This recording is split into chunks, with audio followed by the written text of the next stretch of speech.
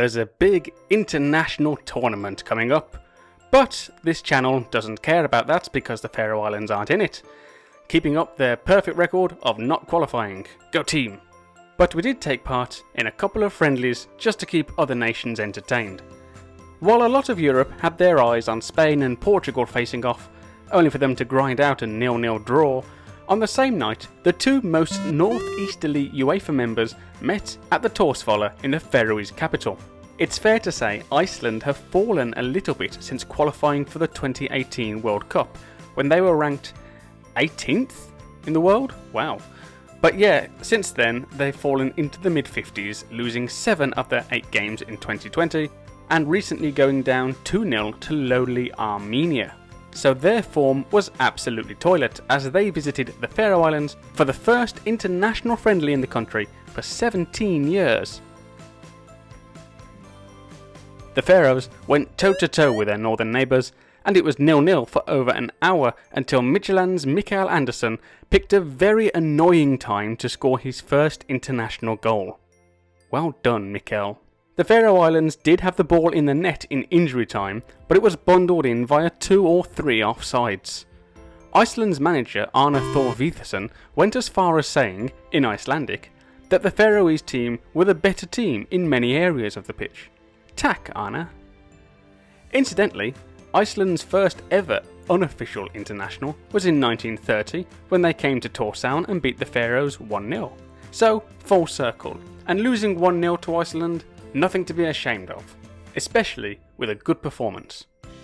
And so on to Liechtenstein. This tiny double landlocked country has only 39,000 people compared to the Faroe Islands and its massive 53,000 strong populace. They had a much better 2020 than Iceland, winning 2 of their 6 games, albeit against San Marino and Luxembourg, but what do you expect? If they'd beaten Italy, you'd have heard about it by now. But they're ranked 186th in the world, 73 places below the Faroe Islands. They weren't going to be a problem, surely. Well, Faroese hearts were in mouths after just 18 minutes, when Maximilian Köppel, who plays in the Swiss 4th tier, sprung the offside trap and slotted past HB goalkeeper Teitur Gesson to give Liechtenstein a surprise lead. This was pretty unacceptable, and Clement Olsen agreed, putting the Faroes back on level terms 5 minutes later. By half-time, the Faroes were in front thanks to Helsingborg striker Brander Henriksson, who scored his 5th and 6th national team goals to make it 3-1 at the break. Clement Olsen got his 7th international goal in the second half, and suddenly, the Faroese fans were looking up the record books. The Faroe Islands' biggest ever win was a 4-1 away win over Gibraltar.